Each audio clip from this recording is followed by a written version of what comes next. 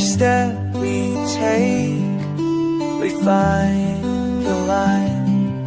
With the strum of hope, we chase our dreams, building bridges strong, or so it seems. Take a breath, feel the wind. The journey starts, let's begin. This is our time, let's make it right. With every heartbeat, will ignite. Together we rise with dreams inside. The future's calling, let's take flight.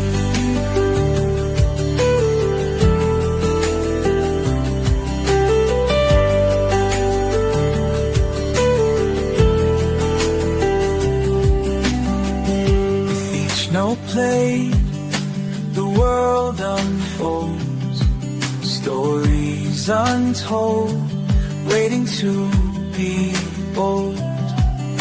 Together we climb, no mountain too high. Wherever we go, we'll touch the sky.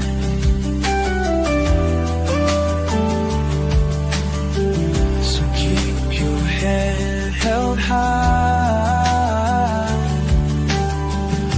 reach for more, don't be shy. This is our time, let's make it bright. With every heartbeat, we'll ignite.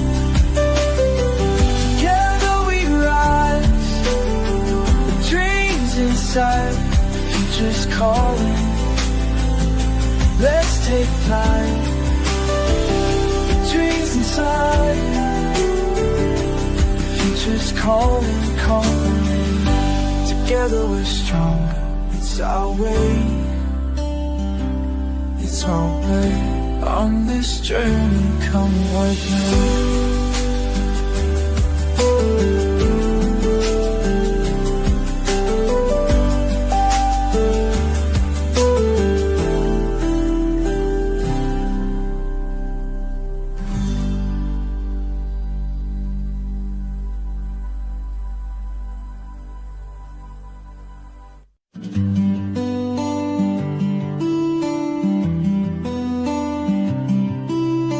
Morning light, we rise and shine.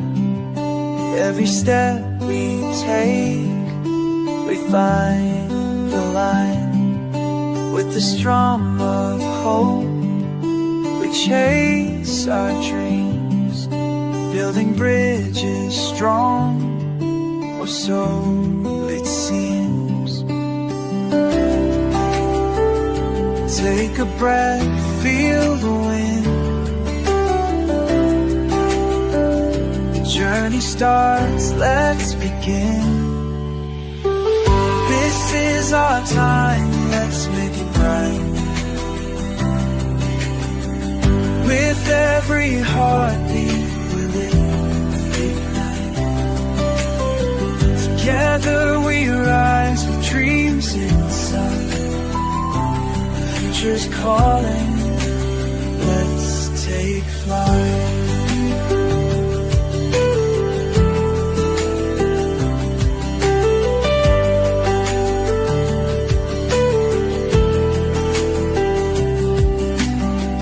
With each note played, the world unfolds, stories untold, waiting to be bold. Together we climb, no mountain too high. Wherever we go, we'll touch the sky.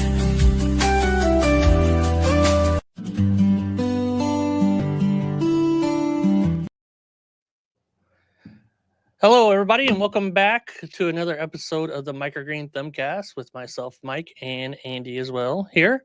Today we're here for round two, if you could say. Last time we tackled some myths, went over a couple of them. Today I think we have 3 myths we're going to try to get to and finish this off of what we think are like the top 5 or just 5 myths that are very common out there that people talk about. So we'll be going over that.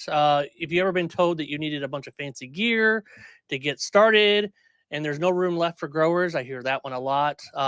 This one's for you because I hear that a lot, Andy. I don't know about you, but I hear a lot that, oh, there's a grower already in my city, I can't grow. Yeah, all the time. And I know, people like Robert Meredith have one of the biggest microgreen farms in Florida, right down the street from him, and he's still doing just fine. So, competition's only competition if you don't feel like being up to the task to actually take them down. So, Exactly. yeah, don't worry about that process. There's plenty of room.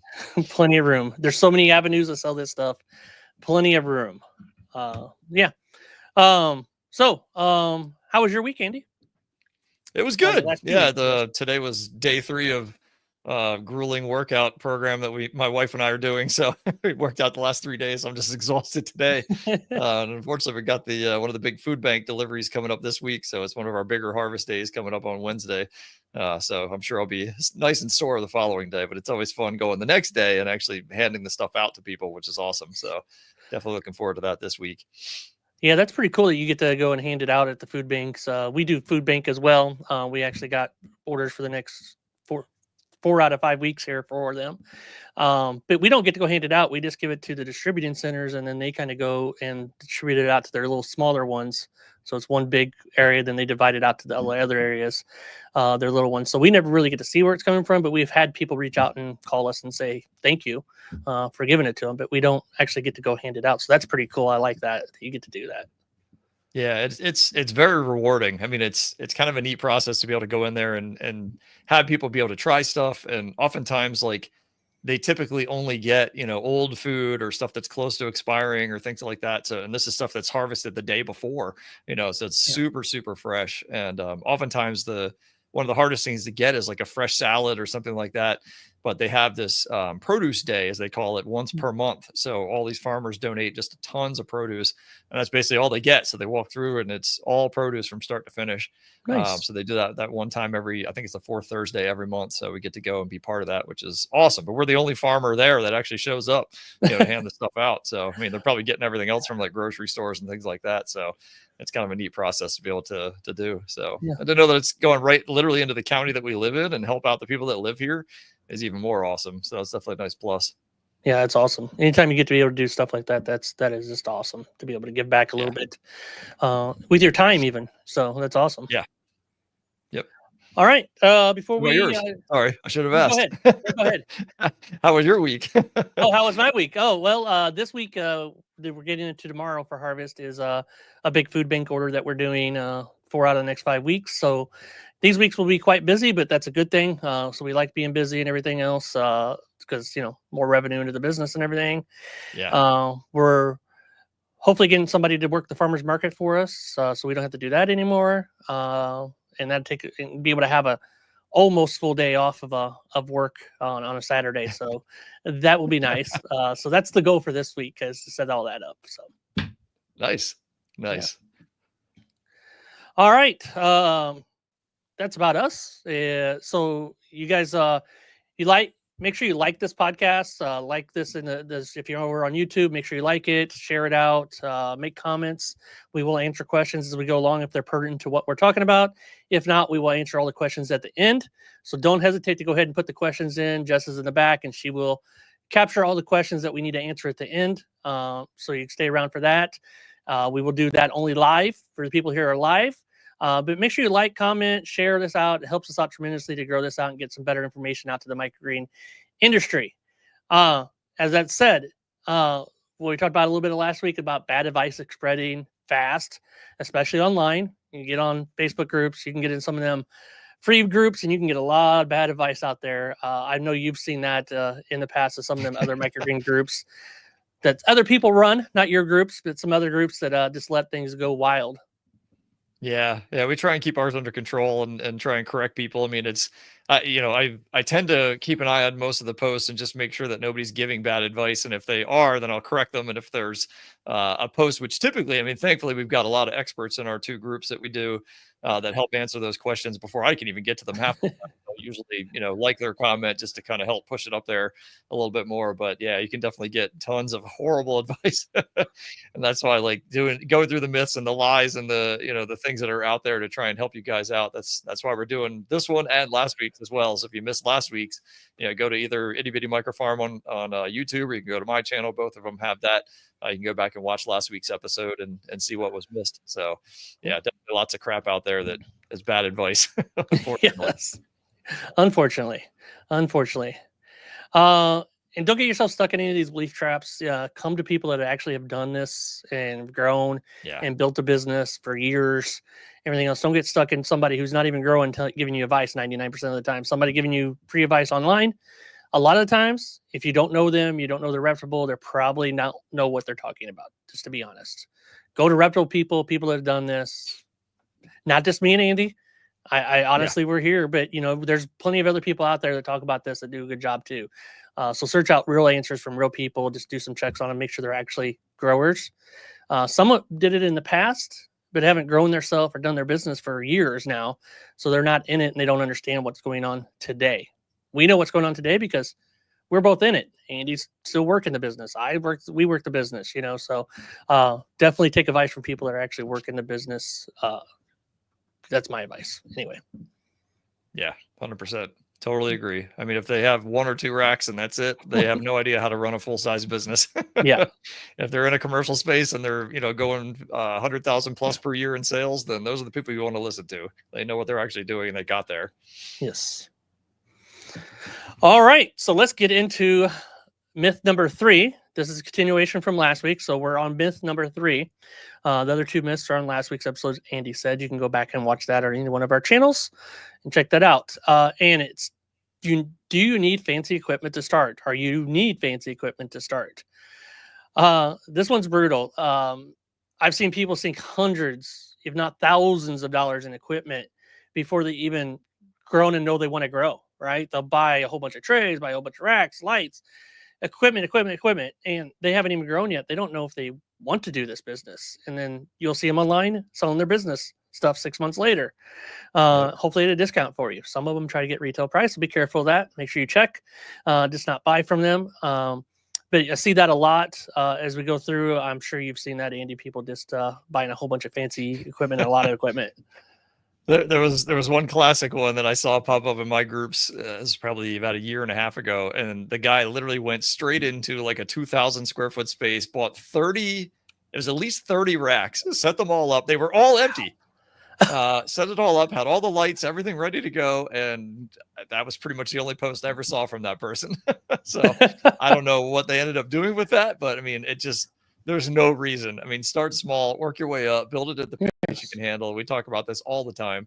You know, don't go absolutely crazy with it and just buy a ton of stuff for no reason. I mean, you're just going to lose money. It's going to be so hard to recover from all that.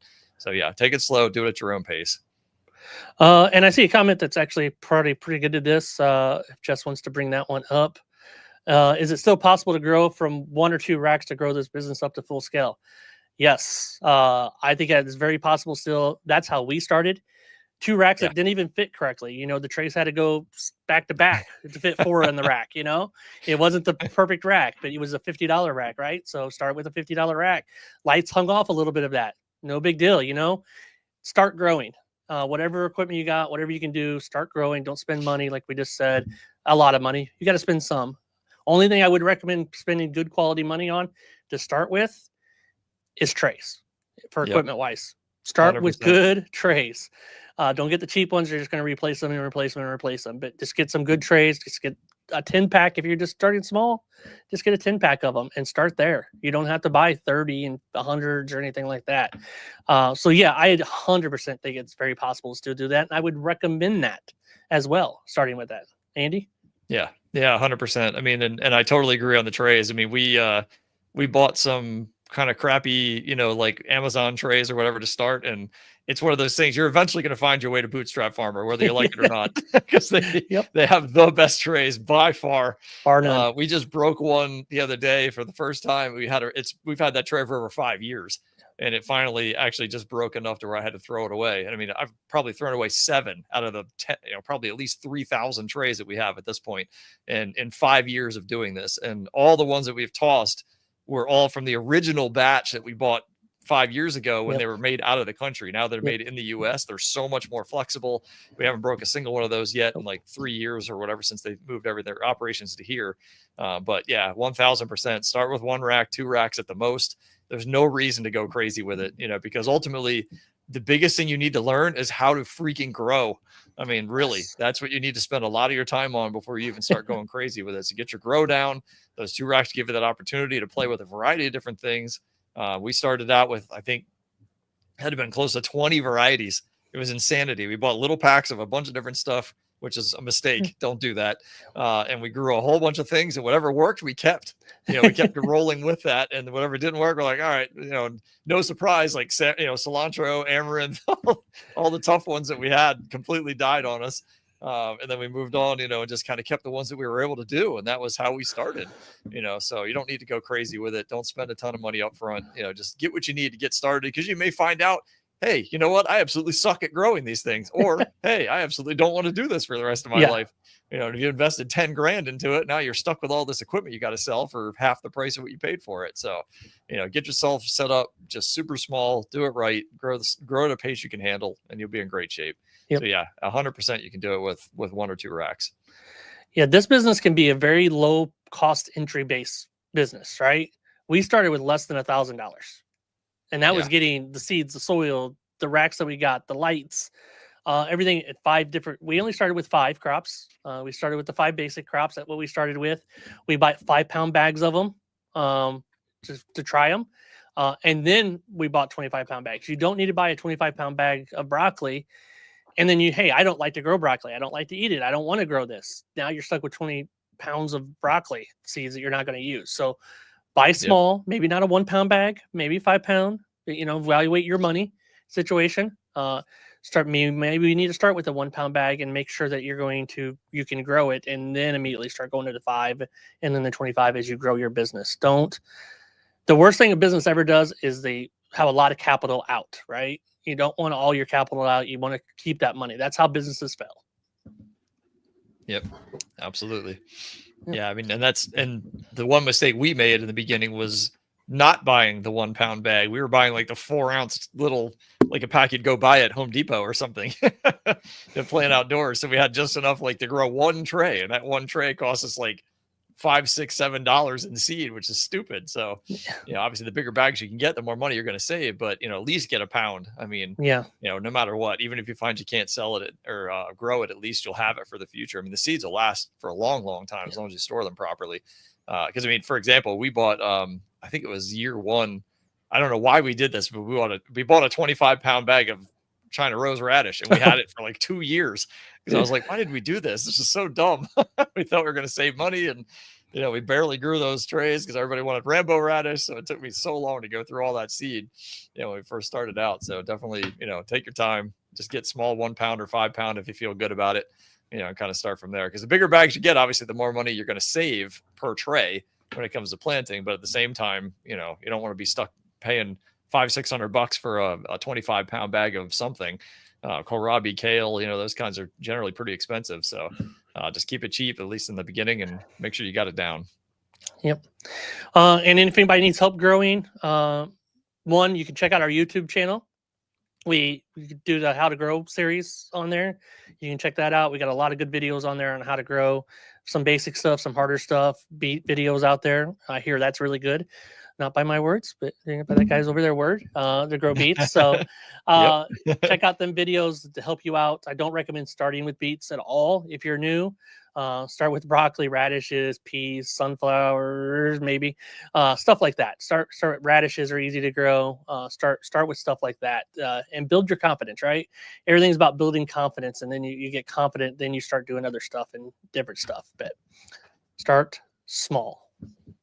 Yeah, because I mean, the challenge is once you have the experience, you'll know so much more, when you actually go to plant that cilantro, go to plant that amaranth, that arugula, and you see problems, you can figure out what those problems actually, what the solution is, because you've grown so many other things and you've been like, oh, I remember when my broccoli did this, why, and what I did to fix it was this, and that's doing it now in my arugula. And, you can make Yeah. those adjustments on the fly, which is really nice. So that's where that experience comes in handy. And once you get that under your belt, I mean, you can really add varieties pretty quickly because you feel good about knowing that you can grow them well. But until you're diving into restaurants and stuff like that, don't bother with, the tough ones, the amaranths, the bull's blood, things like that. Just leave that out until you're ready. Cilantro Yes. too. Those Yes. are probably the 3 toughest ones. It definitely can be. So I think from our terminology, I think I could speak for Andy on this. This myth is definitely busted. Don't start with fancy equipment. Just start with what you need and start small. Yep. All right. On to myth number 4. This one is one I definitely hear a lot, even from our own students in our coaching group. I hear this a lot, that there's no room left. There's somebody else in my market. We had one other member that was like, hey, you're coaching somebody that's in the same city as me. I'm like, there's plenty of room. You're not even going after grocery stores or restaurants. You're doing farmers markets and home deliveries, so they can take it to other spots. There's plenty of room. Like we said, Yeah. Robertson with the biggest grower right next to him in the state of Florida, and he's doing just fine out there. He's probably pretty close to them at this point in size. So it's definitely plenty of room in the market for everybody.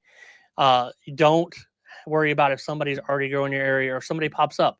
We've had probably in our own surrounding 50-mile radius here, we had 2 growers when we started, first off, and we still started. Second, we've probably had 4 to 5 other ones pop up, and I think one of them have made it still. So they're going to pop up, they're going to go. It's like any business, you'll see restaurants pop up and then leave, pop up and leave. It's the same thing. People are going to come see the new fancy thing and think they can do it. If they're not getting any proper guidance from somebody or coaching or something like that, that's usually where people fall short, in my opinion. Yeah. When we started, we seeked out coaching, right? And stuff. So I highly recommend getting mentors, somebody in your field. I have many mentors throughout my life, many mentors that I still have in my life and in business and everything else. You need somebody to help guide you when the things come inevitably up, that's going to come up in running a business or in life in general. So definitely plenty of room out there left for everybody to be in. You don't have to get yourself into one segment. There's plenty of places to sell microgreens too that somebody else doesn't want to mess with. Like if somebody takes over home delivery stuff here, great, go for it. I don't want to do home deliveries anymore. Go for it. You can do home deliveries. That's where I would guide them to. That's a whole segment open for you. Go for that. Andy, what do you feel? Yeah, I totally agree. I mean, it's as your business gets bigger and you start to move away, sorry, from like farmers markets, home delivery, stuff like that. I mean, there's another business that's going to start that's going to take over some of those things. Obviously, there's a million farmers markets generally in most areas, so people can easily pick those up as well. And, I mean, going back to your coaching comment, I mean, I've literally, my biggest competition 100% is John Hansen, who's just kind of west of Baltimore. He's got Finksburg Microgreens, phenomenal guy. We talk all the time. He's given me business. I've given him business. If he needs seeds, I can, we can make that connection, or vice versa. If he runs out of something or he's short on an order, we can make that connection as well. I mean, like I've gotten so many customers from him, and I've given him tons of leads in places that I don't want to go. I don't want to go to downtown Baltimore. So every time I get that opportunity, I'm like, here you go, John. Have fun driving downtown Baltimore. I'm not doing that. So, it's like one of those things where you can look at those people as competition, or you can work together to conquer. I mean, John and I definitely have the 2 biggest microgreen farms in the area for sure. Yep. And, but we don't overlap that much. And literally, like, there's times he's reached out to me and said, hey, have you talked to this restaurant yet? And I say, nope, go ahead. Or I'll say, yep, I'm working on them. And he'll go, okay, cool. Hands off. I'm done, which is awesome. So like we work together on a lot of that stuff, and I've coached him. So it's like, why the world would I do that if he's my main competitor? But it's nice to have him filling in other areas. We work together on a lot of things. So same boat for us. I mean, we've had tons of local growers pop up since we started. And I've had it was funny when I had the store in Elkton. There was a brand new grower that literally walked in through the front door Yeah. and comes in with a cooler, and he sets it up on the counter. He opens this up and he's like, "Yeah, I want to see if I could sell my products in your store." And he's pulling out these microgreens. I'm like, "You clearly have no clue who you are talking to right now." Yeah. I was like, "Why don't you come around back? Let me show you what we do here." And he was like, "Holy crap, you guys have like 30 racks." I was like, "Yeah."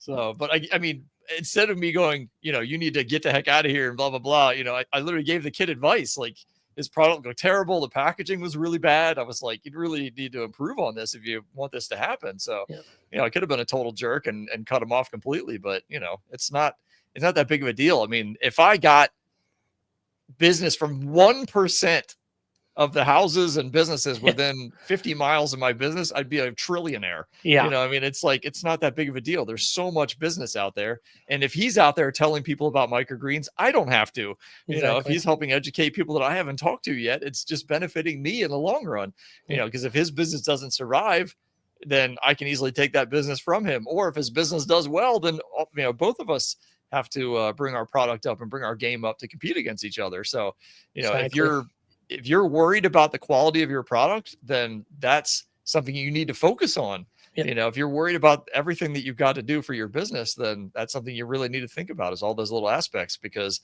ultimately competition should make you better. That's really the ultimate goal.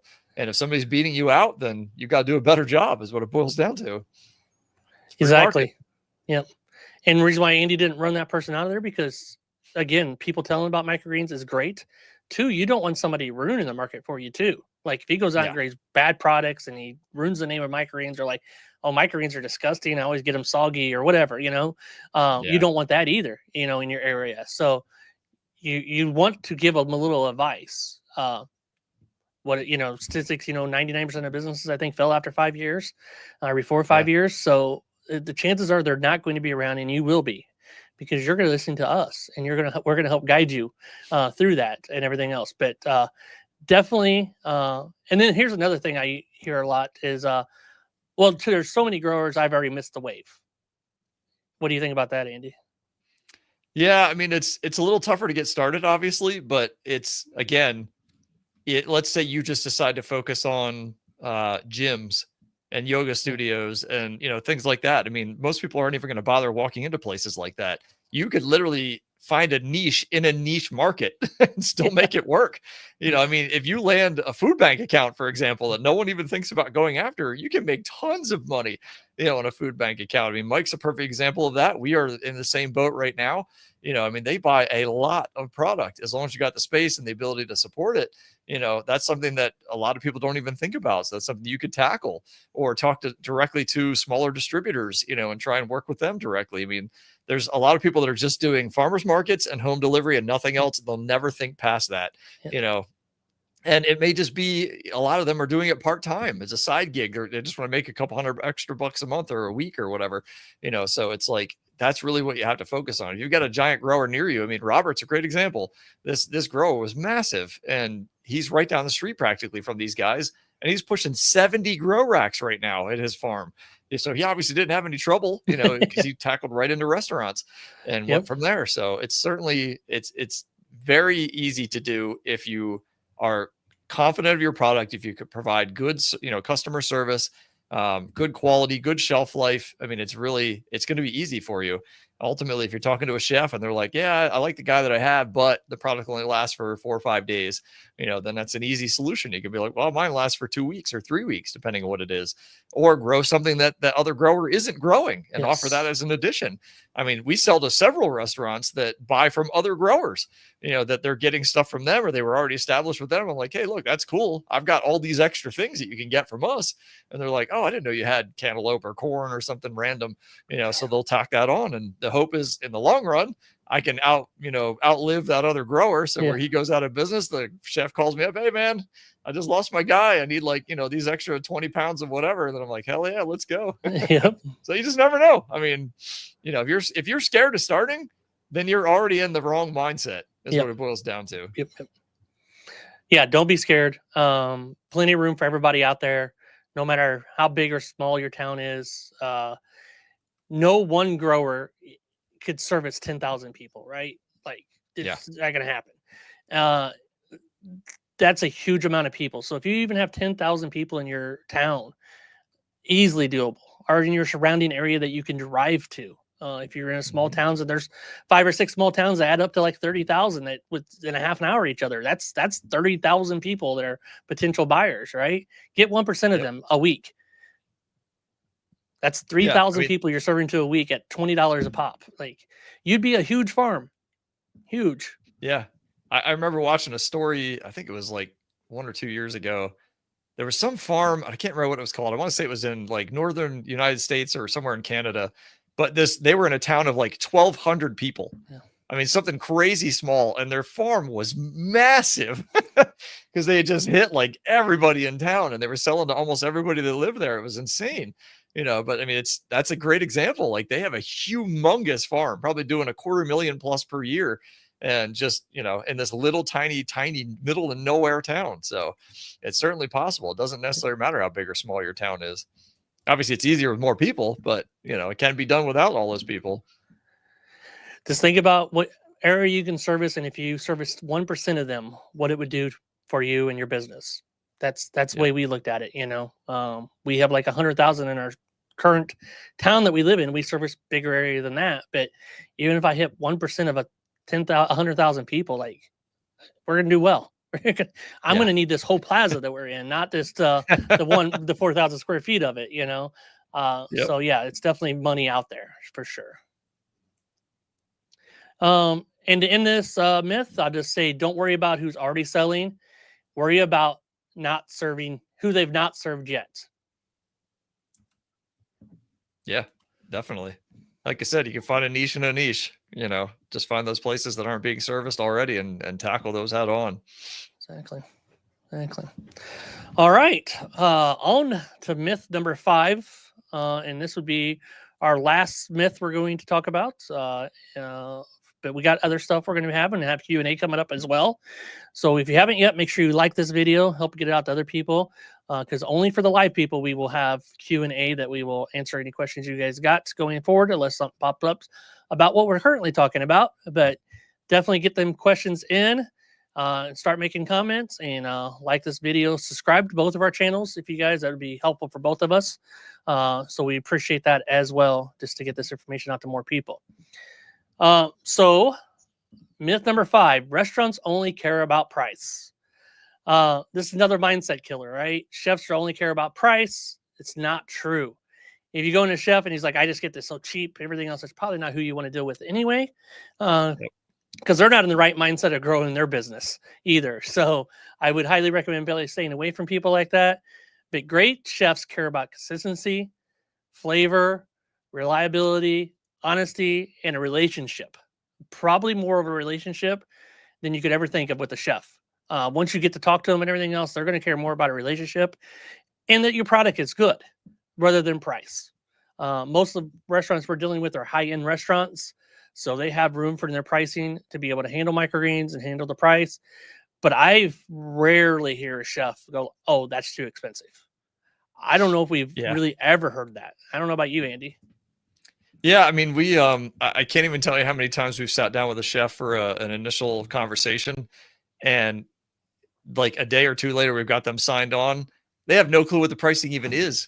They don't care, because like they got the product. They're like, wow, this is incredible. And then they're just they don't really give a crap at that point how much it costs.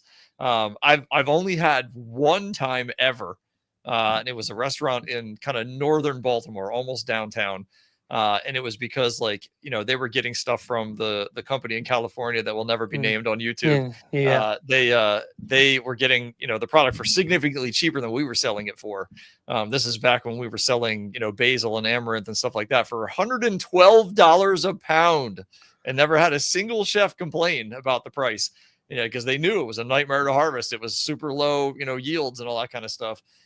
So it can be done, and in a smaller area, it's a lot easier to make those higher price sales because they don't even think about going to a distributor and trying to find out how much it costs from them.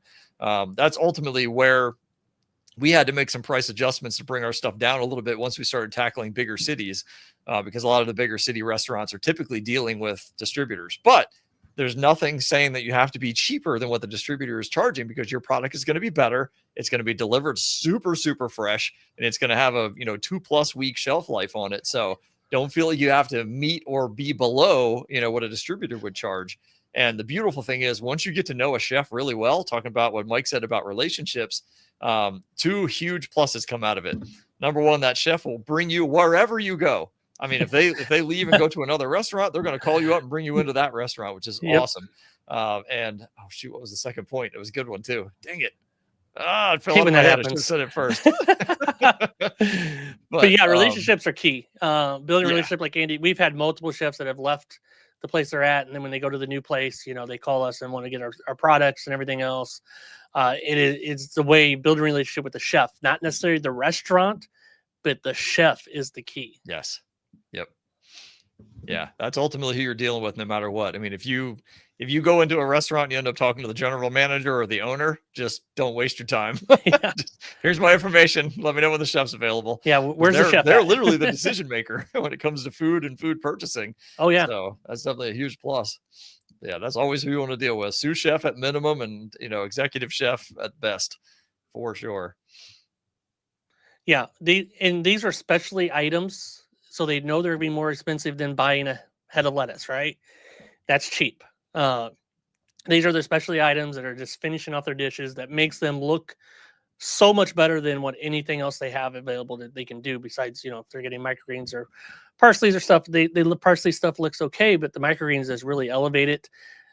So that plate that maybe was $30 or $40, now it's a $50 to $60 plate because it looks fancier, right? So that's why chefs are willing to pay for these products. Now, talking about beginning, as we talked about earlier about beginning, if you're just starting out, I do not recommend necessarily going for the high end. You can go for chefs, but keep it very small what you're growing. Don't be going and growing amaranth to start with, or cilantros or basils. One, they take longer to grow. Two, they're harder to grow. So you need to really be able to know that down, and you need to start getting income in, right? We want you to get income in right away. So we don't want you growing something for 4 weeks and then trying to go sample it to a chef, and then they don't want it, and then you're in a cycle of you're already a month in your business with 0 sales. With this business, you should be able to get sales within 2 to 3 weeks once you start growing, even if it's the friends and families, right? So be careful when you go to restaurants if you're going early. Don't try and grow the stuff that's going to take 4 to 6 weeks to grow. Would you agree with that, Andy? Yeah, 100%. I mean, and really, like, once you start getting into the world of chefs and grocery stores, you have to be consistent and reliable, because they're putting your stuff on the menu. Oftentimes, they'll be posting pictures and saying, "Hey, we're going to have this special that we had a couple weeks ago again this weekend, and it's got pictures of your microgreens in it." And then all of a sudden, you show up and you're like, "Hey, sorry, chef, I didn't have the thing that's literally in the picture that you posted, or the thing that you already posted about your, menu and all that good stuff." But I remember my second point about relationships with the chef, and it's once you get really in with them, you can literally say, "Hey, chef, would you mind? Let me know what your distributors are charging for microgreens." And they'll give you that information. And they'll even potentially give you their contact for the distributors that they're working with. Then you can reach out to those people and say, "Hey, chef, whoever, referred me to you guys. We'd love to see, about working with you guys for microgreens." And then it's an easy in to get into another distributor. I mean, don't go after like Cisco's and US Foods and stuff like that right off the bat. They're going to be way out of your league. You're going to need like HGAP or HGAP Plus, to even talk to those guys. So talk to the smaller ones, the little ones that are in your town, in your county, things like that. There's plenty of them. They're not going to be huge accounts, but at least it'll be an intro into that process. Oftentimes there's a lot of paperwork and things like that. It can take a year to 2 to 3 years to land a good distributor. But it's definitely worth it in the end, because they can buy thousands and thousands of dollars every single week from you, which is really cool. But again, just the benefit of having those chef relationships. But, and once you establish them, I mean, there's so many times I've had chefs text me like, "Oh my God, I just had a microgreen grower walk in the back door and, talk to me." And I pretty much told them, "No, I'm good." So, they're stupidly loyal when the time comes. And, as long as you make it to where it's a no-brainer for them, where you're reliable consistently, your customer service is awesome. If they need something last minute, you can provide it as best you can. And you're honest with them. If they ask for something, just be like, "Well, no, I don't have it this week, chef. I'm sorry. You need to let me know a little bit ahead of time." Stuff like that. I mean, it's, if you try and force things to happen, and then it fails as a result of trying to force it, then you're just going to end up, disappointing them in the end. So, and we're lucky to have a huge group of awesome chefs that love us to death. So, I got to give them major props for giving us a chance in the first place. And, we continue to make them happy. And that's really the goal. Yeah, for sure. You take care of them, they're going to take care of you. It's a relationship for sure building, and they're not going to entertain somebody walking in, right? They'll be nice to them, and they'll take their information and everything else, and then they'll be like, yeah, and they wanted to sell me this, and sometimes they'll be like, man, they wanted to sell me this is half the price that you're buying it at. There has to be something wrong with it. Yeah. So would they think about that with price too? Like, why is it so cheap? There's a reason why it's so cheap. I would never buy something cheap from somebody because it's probably not a good product. Yeah. 100%. And the race to the bottom when it comes to pricing is just everybody's business is going to fail. So price your stuff accordingly, price it higher than you think it should be. It's easy to lower your prices. It's much harder to raise your prices. But every time we've raised our prices and I reach out to the chefs, they're like, don't even blink an eye. This is more than worth it. I'm so glad you chose to raise your price. I mean, you don't get negative feedback if your product and your customer service is good. They're like, hey, finally, I feel like you should have been charging me more this entire time. I was just happy I wasn't going to say anything. Yeah, exactly. So it's really neat. So, I mean, again, don't be afraid to raise your prices either. If you feel like you got a good product and your customer service is on point, they're more than willing to make that adjustment. So it's not that big of a deal. It's always scary to think, oh my God, I'm going to lose half my customers if I raise my price by $1. No one gives a crap. I mean, in the end, they're like, yeah, it's just more than worth it. And the people that you would lose by raising your price $1, you don't want them in the beginning.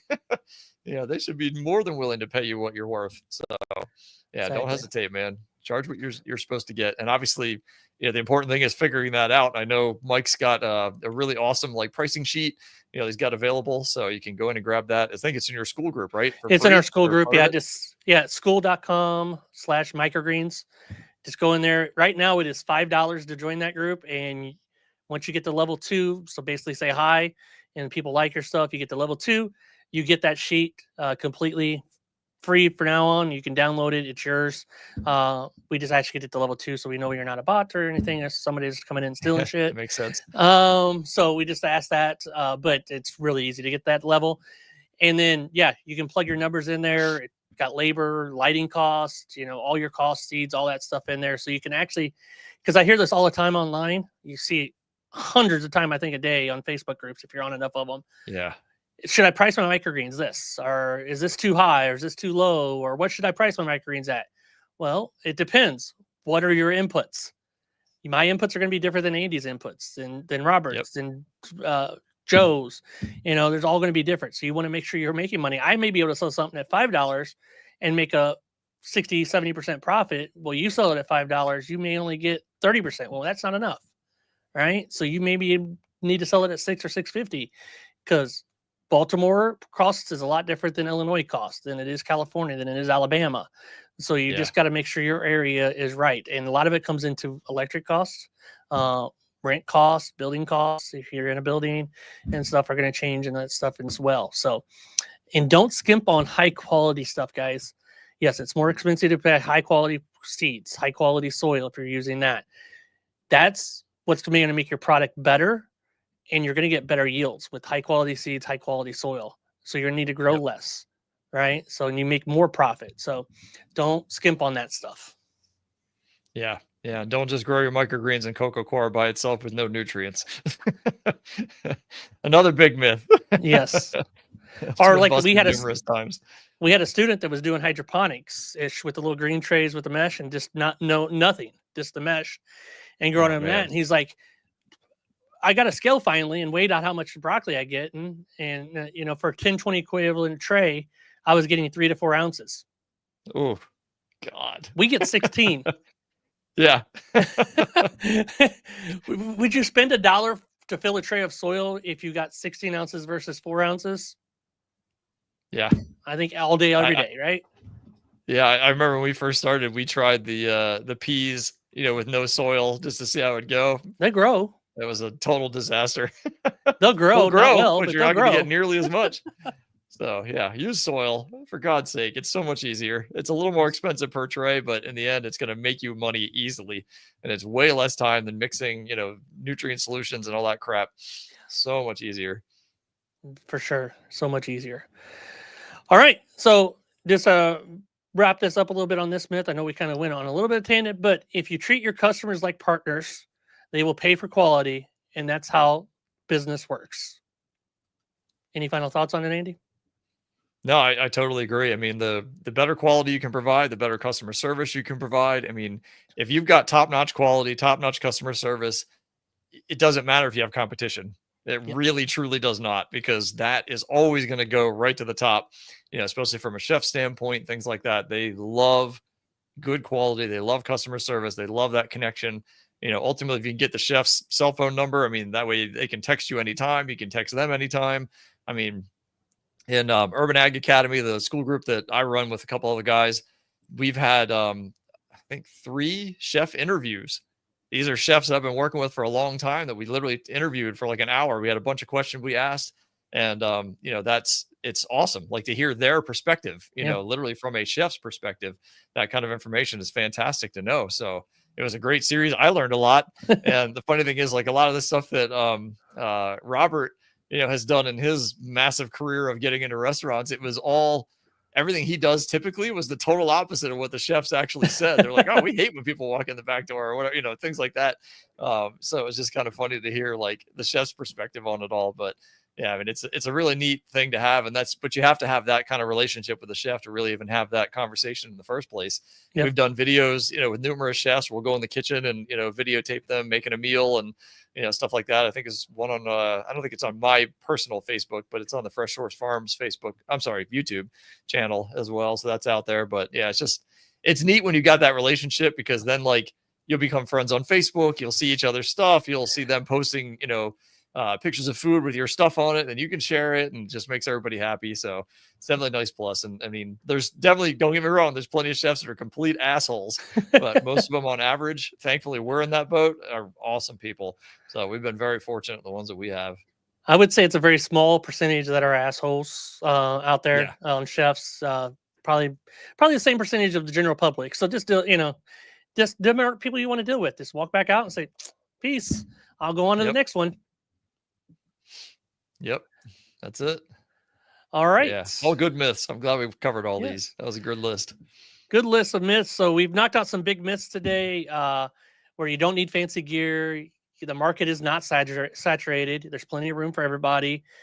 Pricing isn't everything in restaurants. But the real truth is, if you got to shift your mindset if you want to grow a business that's going to last. You cannot have these things, negative thoughts in your head. You have positive thoughts as you're going through.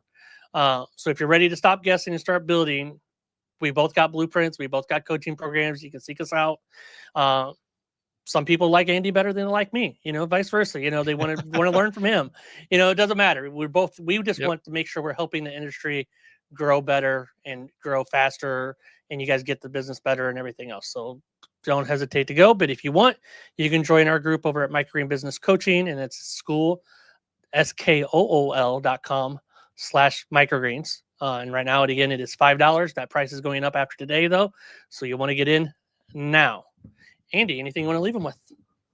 Yeah, I mean, same thing. Like, I mean, there's plenty of coaches out there. I think we were about 7 or 8 months in, and we seeked out a coach. And it helped us kind of really dial in our program to get into restaurants and grocery stores and things like that. So, there's plenty of people out there. And again, like we mentioned earlier, look for somebody who's been doing this for a while, that knows what they're doing, that has an established business, preferably somebody who's doing it full time, because they were willing to actually take that risk and walk away from a guaranteed paycheck, and do this for real. So, you can find our coaching, freshsourcefarms.com. You can find Mike's coaching on Itty Bitty Micro Farm. Go to our YouTube channels. We both have a lot of good content. Mike's been doing YouTube for 3-4 years now. You have tons and tons of great videos, so definitely check out, especially the growing videos. The beets video literally saved our life when it came to growing beets, because I sucked at it so bad. And then they released their beets video, and we followed that to a T since then. So I got to give him credit for us being able to grow beets well. So there's plenty of good stuff out there, but definitely focus on the people who are doing this well and doing it full time. Those are the guys you want to seek for advice, for sure. Awesome. Yep. Again, guys, we will be doing a live Q&A. If you're here live, make sure if you're not here live, you're watching this replay, make sure you show up live. It's every other week. So 2 weeks from now, we'll be back again with the next podcast episode. And we take live Q&A at the end of this and everything else. So if you're here live, start putting your comments in now. We appreciate you guys tuning in. We appreciate you guys all the way. And we'll see you in the next one. And cut. And now on to Q&A. Don't leave. Don't leave. Yep, it's not done. We just have to do that for YouTube. All right. Looks like we do have a couple questions. We do have Khadija C. Just tuned in. I'm starting in micros and want advice in starting in a large city. Andy, you're probably in a larger area than what we are, so this might be a good one for you. Yeah, I mean, I've also talked with and coached a lot of people that were starting in larger cities as well. And I mean, the benefit to being in a large city is obviously you have a massive population. So you have a lot more opportunity. There could be 20 microgreen growers in your city and you'll still have plenty of business. There's generally also more farmers markets available that you can get into to get started. So that's definitely a nice plus. I would seek out the farmers markets, get your applications in as best you can. If you don't mind, post what city you're actually in, just so we can kind of get an idea where you are, maybe figure some things out. But I would also make sure you're researching, some of the other growers that you're in your area, because obviously if they're, charging $6, $7, $8 a pack, and you were thinking about coming out of the gate at $15 a pack, chances are you're not going to make it at that. So make sure it's worth it for you. So that's kind of like your market research to a certain extent. If you live in an area so he's in Chicago, it's not far from you guys. Not far from us. So if you're actually like in an area where people tend to eat healthier, let's say you were in like somewhere in California, you have a lot better chance of selling your stuff for a higher price. You have a lot better chance of getting that premium cost, which is definitely a nice plus. But yeah, you have loads of opportunity. I mean, if you're in Chicago, you've got literally, what's the population of Chicago? It's got to be at least a couple million people. I would guess. What, the second largest city in America? Third, something like that. So it's up there. It's definitely the top 5. So you have plenty of opportunity.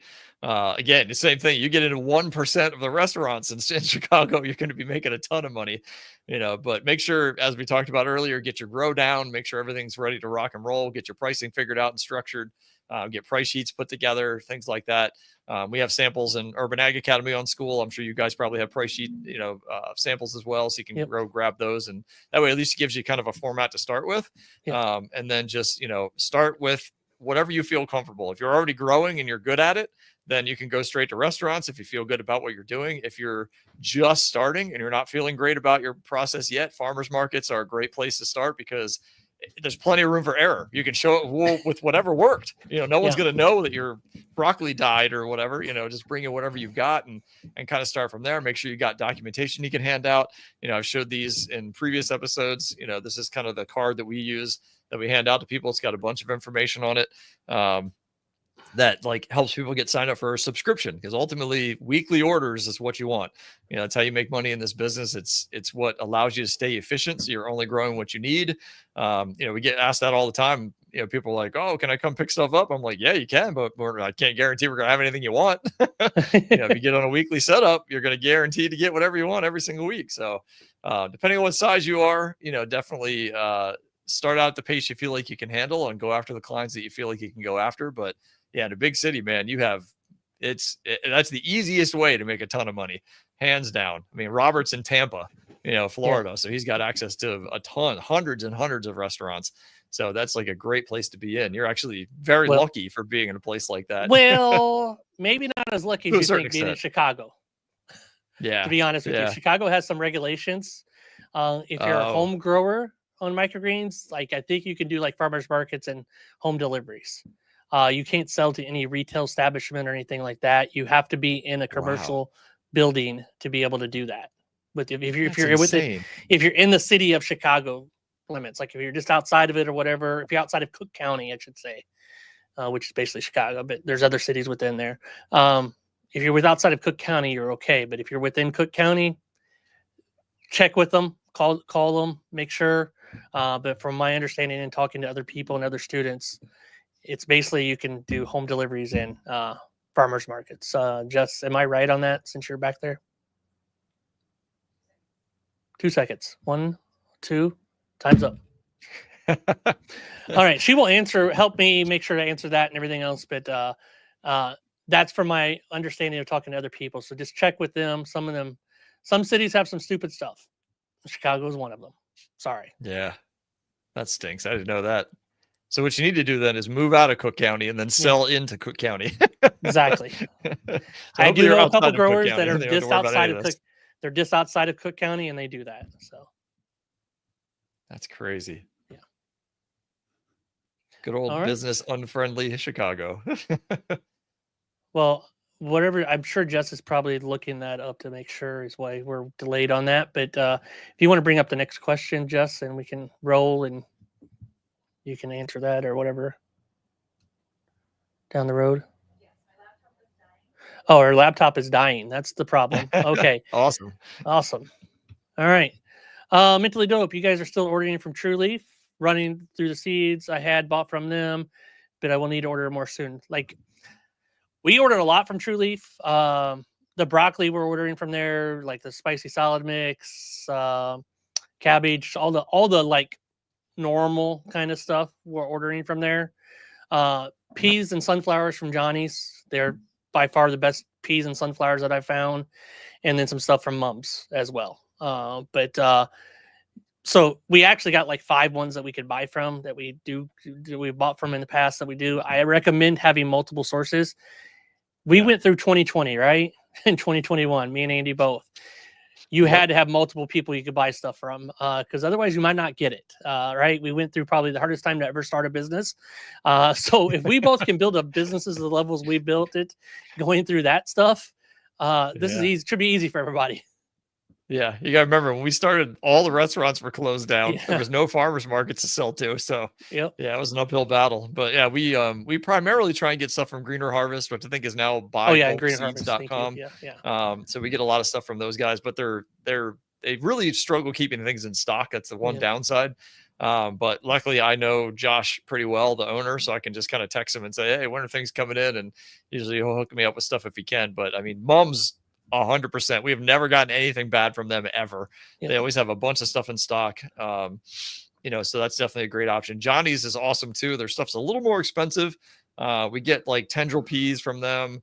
Their tendril peas are amazing. I will tell you that. And then for True Leaf, literally the only thing we buy from True Leaf at this point is the spicy salad mix. That's really it. It's not that like anything's just bad. I mean, we just like to support Greener Harvest and Mum's over them. Just because, for morality stance, I guess. I don't know. They tend to do some weird things. So that's it. I mean, I have nothing against their seed. Their seeds are decent. It's just, I know there's a lot of things that, like sunflower, for example, they really struggle finding good sunflower, but they still won't hesitate to sell it, which is frustrating. So I see a lot of growers that have bad sunflower seed from there, and, it's annoying. So I'd rather work with like Mum's and Greener Harvest and Johnny's, who I know are always buying high quality seed. They're not going to sell junk, basically, is what it boils down to. And if they do, they're going to give you your money back if they find out about it. But oftentimes they'll do germination tests and things like that ahead of time. So those would be my recommendations. Mum's 100%, without a doubt, probably the best seed company there is. And if you're like, I had a student reach out to me and he's like, do you still get your sunflower seeds from, or your peas? I think it was the peas from Johnny's. I'm like, yes, love them. I highly recommend getting the peas from them. Yeah. He's like, but it's $20 more for a 25-pound bag. I said, so it's 5 cents more an ounce. Yep. Like it's 5 cents more an ounce going to hurt you, and you're going to get better yield, better product, better quality, everything. Yep. I would hands down buy that all the time to make sure you're getting that. Yeah, that's the one downside with Mum's is you're often paying that shipping cost to get it sent from Canada into the United States, assuming you guys are in the U.S. If you're in Canada, great. Your shipping's going to be a whole lot cheaper. That's for sure. But yeah, that's the thing. Like, I mean, because ultimately if you buy peas from True Leaf and peas from Johnny's and you're getting an extra 6 ounces to 8 ounces out of a tray, that extra little bit that you're paying to get that Johnny seed is certainly worth it. That's for sure. If you're getting 1 ounce, it's worth it. All right. 1 ounce. Yeah, true. Yep. It's worth it. For the amount you're selling that at $2.50, and you're paying an extra 5 cents. Yep. I always break things down very mathematical, guys. If you don't know, because numbers don't lie. Yep. That's it. Math what I heard a quote the other day: men and women lie, but numbers do not. All right. I guess I'm reading these ones. I think I've got it fixed. Oh, there she I'm is. plugged in. Hey, who's that? Small victories. So he says he's focusing on restaurants still. So many cool restaurants in the driftless area of Wisconsin he moved to. So it's awesome to see new restaurants Nice. to look at. Restaurants are great. If that's your niche, like awesome. That's a great Yeah. one to go for. That's the Consistency. easiest way to make a lot of money. I mean, harvesting an 8-ounce pack takes no time at all, versus packing up 4 2-ounce packages is going to be so much longer. So yeah, restaurants are awesome. If you can Yeah, pull it off, that's the way to go. 100%. I think we're packing up over 2,000 2-ounce packages this week. So That's insane. Jeez. I wish it, and it's 3 people doing it too. So it's not a big Yeah. crew. That's crazy. All right. And he says, I am impressed. Mike and Jess have not received grants. Hook them up, Andy. Hint, hint. Which grants are you targeting nowadays, Andy? So I mean, we've been fortunate. We've won 4 grants, I think, at this point. And we applied for a federal grant like 2 months ago for $100,000. So we're hoping that one rolls in. They're supposed to be deciding it this month, but I'll be shocked if they do. I mean, it's still a government grant in the end, so they do things, very inefficiently. But that was one we recently targeted. But oftentimes, like we find these little small local ones, like $5,000 to $10,000, where it's just in our area or our surrounding counties or our surrounding states and stuff like that. And the bigger the grant is, the more you're going to want to hire a grant writer to actually write it for you, because oftentimes, that $100,000 grant, if I wrote that by myself, we wouldn't stand a chance, when it boils down to it. And oftentimes the people that are on the receiving end, that are actually going through the grant applications, they know what to look for when it comes to like Chat GPT generated responses, so they're going to weed out those really fast because they know you didn't actually write it yourself. So the smaller the grant, the better off you have a chance of winning it, because obviously there's going to be less applicants. It's more locally driven. And 9 times out of 10, you're that unique farm that they've never seen before. They've never heard of an indoor farm. They've never heard of these different things. So they may go, oh, that's kind of cool, actually. Maybe we should, give it to this guy or this girl. So it's kind of unique. But yeah, I mean, I think we've won 2 $5,000 grants, a $10,000 grant. And then I think one for like $2,500 a while back. But I mean, we got the soil machine for free. We put it in, applied for a $10,000 grant, got it as a result. And then they actually came out after the grant was done, took pictures, did a video, like this huge team. It was like 30 people, from this place showed up from that actual grant provider. And, they did like a whole article on Facebook and all this stuff. It was the first time they'd ever did that. And they've given this grant away many times, so it was really neat for them to like go out of their way to really give us extra, credit and time, if you will. But this grant was one that you can win once in a lifetime.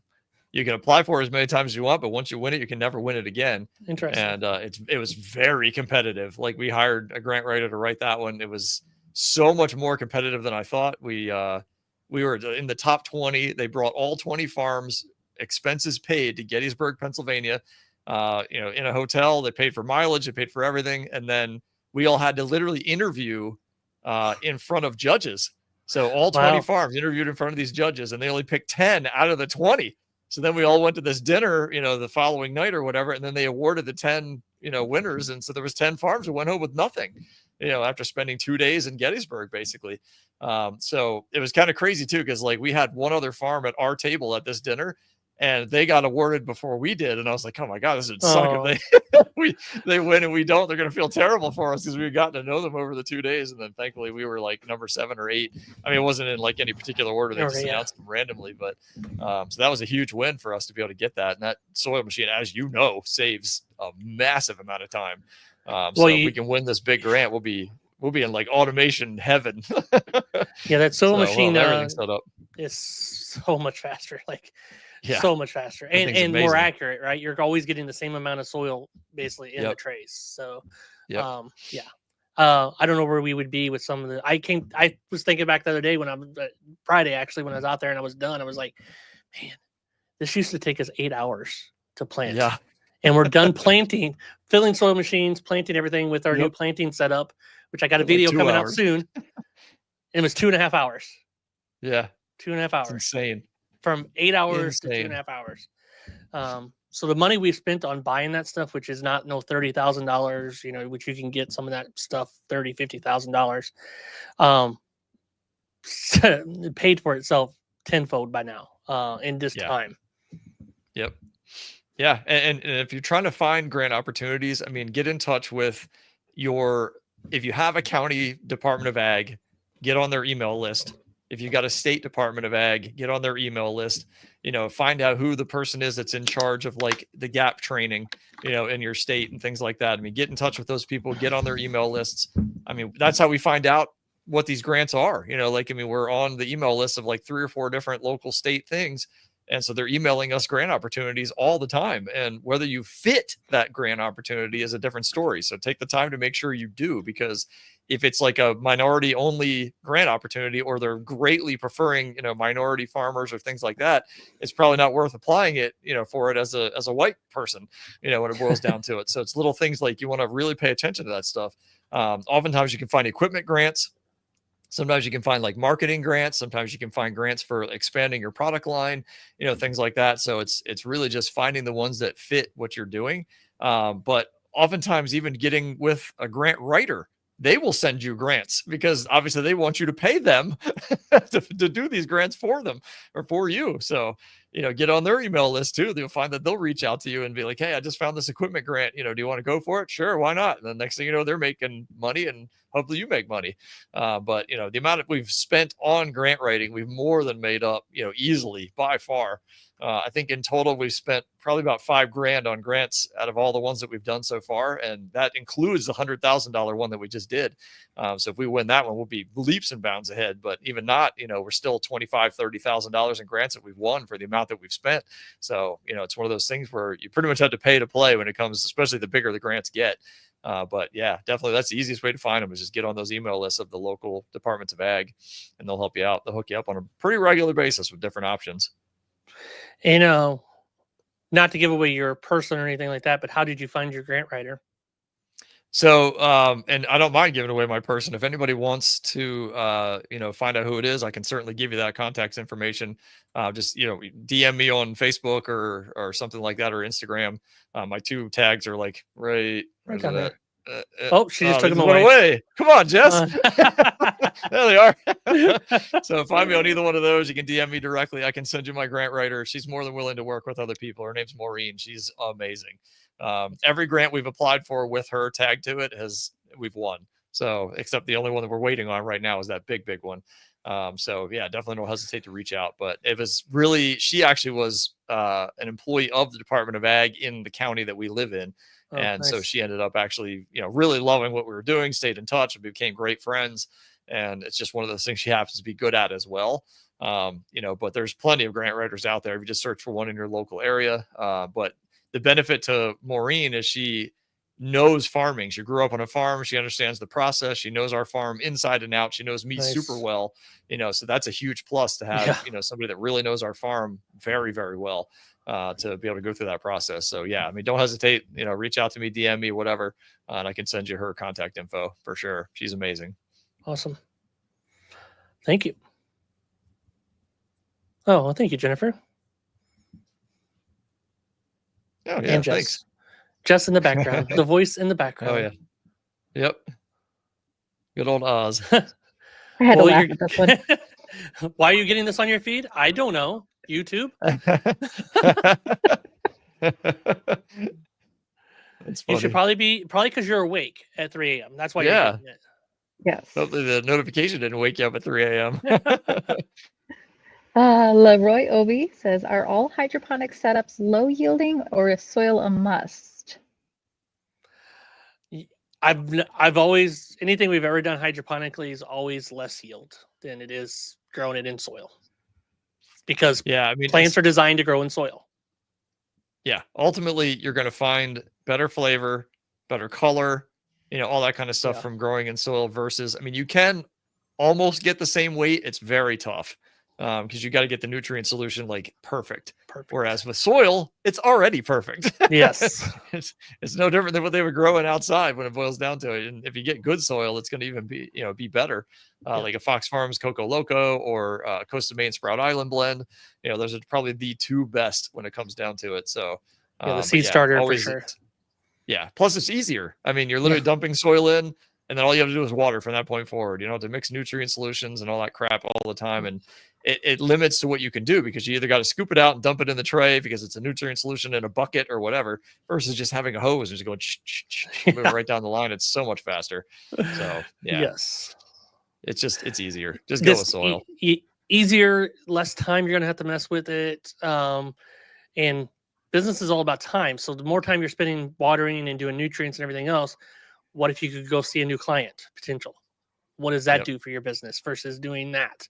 So just make your life as easy as you can in spots you can make it easy, because getting clients is hard. It's not easy. You got to actually go out and do it. So why make something harder on your farm than what it needs to be? Yep. 100%. All right, guys, I'm out of questions. Out of questions. All right. Well, if anybody's got any other questions, make sure you put it in. If not, we usually try to stay for about a half an hour, but if there's no questions, Andy, you got anything you want to go over? Waiting a few minutes here, or no? I was just kind of digging through some of the comments, and looks like everybody's been having a good conversation in the background. Awesome. Which is like good. having good conversations.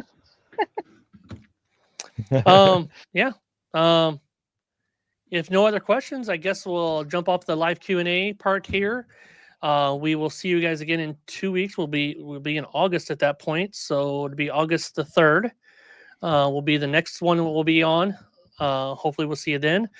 We'll have a whole new thing going on. If not, within our community on YouTube, if you're not part of any of our other communities, you can put comments in there. You now can, on YouTube community, you can make your own posts on our channel, Itty Bitty Micro Farm here. If you're on this one, you can make your own post and people can interact with it and stuff there. So it's kind of cool. So you can do that. Or if not, you got the links for all of us where we're at. You can go to our school groups, join there if you want more in-depth coaching, or if you just want to connect more, there's always the Facebook, YouTubes, all that stuff. You can connect with us at Instagram, all that fun stuff. So, yep. Yeah, it shouldn't be too hard to find us. Just search for our names on pretty much anything. You're going to find all kinds of fun stuff. Yes. I do have one more question from Khadijah. Right. My first try with soil did my home into a fly trap. So yeah, flies, gnats. Which soils do you love? Well, you want to try and get soil that's not been setting outside, right? You want it from the inside of the garden center if you're getting there. I do not recommend necessarily getting from the garden center because that's soil's been however long, stuff in it, bugs at that point. You want to get from like a grow shop or from a distributor or something like that direct, if you can. We honestly started with the cheap soil bells at Menards. That's what we started with to find out if we wanted to do this. We didn't go out and spend a lot of money on the soil. A lot lower yields on that. You got to know that. But it's not the best quality soil. But highly recommend getting soil that's not left outside. When it's left outside, you just don't know what's gotten into it. Yeah, 100%. And I will say one of the things that we figured out pretty quickly that helped with the gnat problem initially, because we started out with Coco Coir, then we eventually moved to Fox Farm Coco Loco. And oftentimes what we did is we would harvest our trays, we would stack them on a shelf, and then they would sit for 2, 3, 4, 5 days before we'd finally get around to taking them outside and throwing them away. Do that immediately. Do not wait, because that's when the insects, are going to be inside your soil. The eggs are going to be hatching. And the next thing you know, you got all kinds of flies flying around. If you can get your stuff in and out in a reasonable amount of time, just enough time for it to grow, and then get it outside, you're going to find your fly issue is going to cut back a lot. Because there's a certain amount of time it takes for them to put the eggs in the soil, for the eggs to, pupate or whatever, and then eventually hatch and another fly comes out. And that time is longer generally than it takes to grow microgreens. So if you can get your stuff in and out quickly, and then obviously, Mike's talked about this on channels before, we talk about it too. If you get the yellow sticky traps, hang them everywhere, You know, I mean, it doesn't matter. You can have 400 of them in your little grow room if you need to. You know, those things will help attract. There's also like light things you can buy where you can plug in. It's got like a blue light and a sticky thing that they'll fly into as well. There's so many different options. We have two, I can't remember what they're called off the top of my head, but they aren't cheap. They're like $400 or $500 a piece. But these things are this wall hanging unit that literally just attracts bugs all day long, and it works phenomenally well. Yep. But they were very expensive. We got them through our pest control company, and they're awesome. It's got a fly, trap on the back. My hands are too big for the screen here. It's probably about 2 foot by 1 foot, just this one big sticky thing. And I mean, we catch thousands of insects on that thing every month. And we never even see them. Like, it's literally, we're in the farm, we may see one bug a week, or something like that, because they're all going right to that thing. So at the end of the day, all the lights shut off on the farm, and the only 2 lights that are on are those 2 lights that all those bugs are like, they get stuck. So it's great. Yep. But yeah, that'd be my biggest thing, is just getting good quality soil, like Mike said, stuff that's inside preferably, and then get it out of your farm, out of your house, as soon as you can once it's done, and that'll help dramatically. You'll see it cut back pretty quickly. Give it a month or so, and you'll probably see a big difference. Yeah, don't listen to people that say, "Oh, you got yellow sticky traps up. You must not have a clean farm," and you'll hear that online too. No, I'm preventing the problem. Okay. Yes. I'd rather have you be saying that, and I don't have a problem. So whatever. Yeah. Yeah, we literally have a yellow sticky trap on every single shelf. I mean, not every shelf, but every rack. Especially in the problem areas, like where we grow our flowers. The longer term grows like celery, things like that. We put extra ones over there because that soil is going to be sitting there for a longer period of time. So it has more opportunity for the bugs to get in there and plant eggs and have those actually hatch. So we put extra, traps near them. You got to handle it intelligently. And I mean, I know you guys use the big, I think they're like 3 or 4 or 5, 6 inch, panels. The yellow ones. And I mean, they're on every rack. They should be, it's just easier. Like you said, it's prevention. You're never going to literally get rid of them. It's impossible. If I showed you one of our glue boards, you'd be like, holy crap, that's a lot of freaking bugs. But you don't see them because they get stuck there, so. Exactly. Yep. Yeah. For how cheap those little glue traps are, I mean, that's going to save you a ton of headache for sure. Yep. And if it happens that when you open a door, stuff's come in, right? Flies fly in, occasionally, especially during the summertime, so, and they get stuck to them traps too. So the big flies. So, yeah. Yep. Awesome. I'm glad you're learning. Awesome. I use it to teach my elementary students. Oh, that's awesome. Increase their health. That's amazing. Love that. That's cool. When I can tell you, and Mike would probably say the same, guess what? He and I still learn stuff every single day too. Yeah. It's definitely it's a constant search for knowledge and a constant search for, it takes experimentation, when it boils down to it. Like, we always try different things all the time to find out a better way to grow something, get a little more yield. It's like, if you're just starting and staying the exact same way from start to finish, and or listening to somebody saying, this is the only way how to grow this, and it's the only way. If you do it any other way, it's a waste of your time. Your environment's going to be different. Your yields are going to be different. Your soil is going to be different. Your seeds are going to be different. So try different things. It's always a suggestion. What works for me may not work for Mike. What works for Mike may not work for me. What works for both of us may not work for you. So just play around with things, see what you can do. Try different seed amounts, try different soils, try different all kinds of stuff. Experimentation is really how you get really freaking good at this when it boils down to it. And you're going to learn way more from that, than you would any other way for the most part. So definitely worth trying things. We experiment still to this day. We'll try different ways of doing stuff and everything else just to make sure that we got it down. Like, we changed soil like 5 times, right? That we're using. Now I think we got the best one in the Costa Maine seed starter, getting the best yields, all that stuff, everything out of it. So definitely highly recommend it for sure. Yep. I mean, we literally just ran 2 experiments in the last couple of weeks, on how to grow different ways to grow corn, different ways to grow basil, stuff like that. I mean, it's a constant search for perfection, and that's really what it boils down to. This is like playing golf. You're never going to be perfect at it. All you can do is get a little bit better every day. There's nobody that shoots 18 in golf, so they're always trying to get better. Yep. So maybe Wii Sports Golf. That's about it. Yeah. Did you go pro yet? Did you get the GoPro yet? Oh, the GoPro. I got it. Instant 360. It's in there because I've been using that to do some filming along with other things. So yes, I kind of did. It's not the GoPro, but it's an Insta 360. Same thing. Yes. Nice. And employee-wise, we are actually down to 1. 3 We total had with me and 2. Jess. Well, yeah. Yeah. He says he doesn't count most of the time, so it's okay. Now, I worked less than what I did. Because I mean, I work on harvesting 10 hours, planting 4 hours, do it all. I probably only work on the farm tasks 25 hours a week personally. So I'm doing more content, doing other things and stuff like that. So, but I'm here, but I'm usually doing other things, not just the farm tasks. So Yeah. And that's Um, really the thing you got to understand when you get to this size. It's the farm tasks are the small part of your business. yeah, Because now you're spending a ton of time on sales and following up with clients and doing, tax preparation and payroll and all the other crap that goes along with having employees and having a business this size. You really have to work on getting people in to actually do the tasks for you for the most part. Yeah. I mean, our farm almost runs itself at this point. I mean, I probably am there physically at the farm maybe 10 to 11 hours a week at this point, and that's it. My guys take care of everything else that needs to be done, which is fantastic. So, but that doesn't mean that I'm only working 10 or 11 hours a week. I'm still working like 50 or 60 hours a week, doing all the stuff we have to do to follow up with clients, get new people. It's always something, man. Always. and then there's bookkeeping. Yeah. All that stuff, It's the collecting biggest money. pain in the ass. Yes. The bad parts of the business. So there's a lot of other Yep. things to go on. Now you can outsource some of that stuff too if you want to, but then again, that costs money. So you got to be Yep. careful with spending money out. Yeah. And don't spend your money on Coldplay tickets. That could end badly. That could end badly.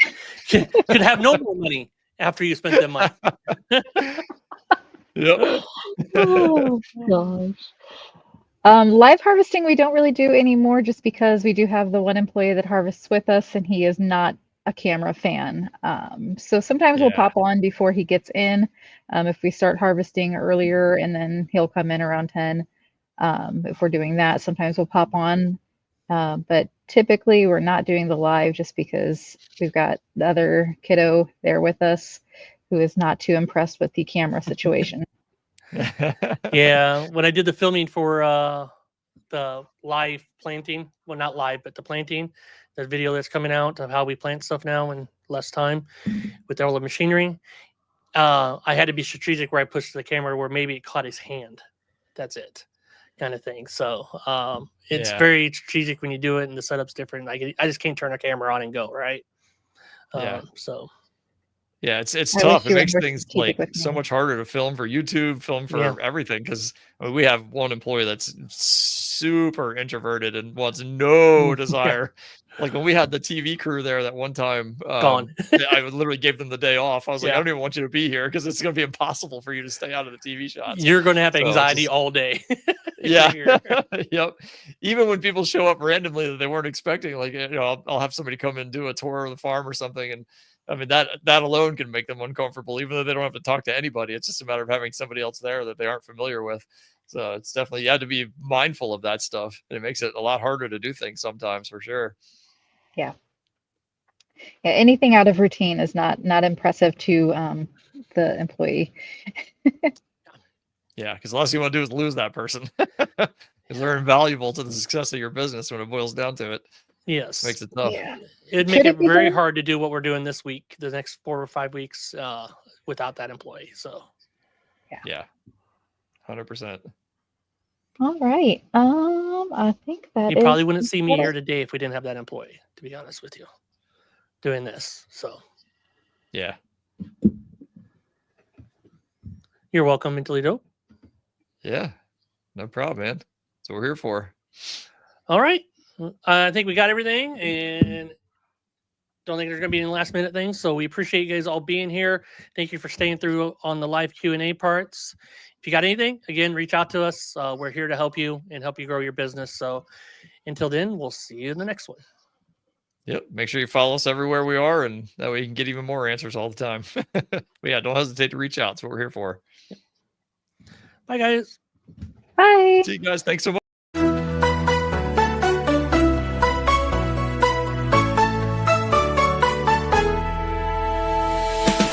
If you're ready to grow your microgreens, business starts here. Join the microgreens business coaching community for expert tool support and results. Let's grow like pros. If you're ready to grow your microgreens, business starts here. Join the microgreens business coaching community for expert coach for 4x this all results. That's what they're close.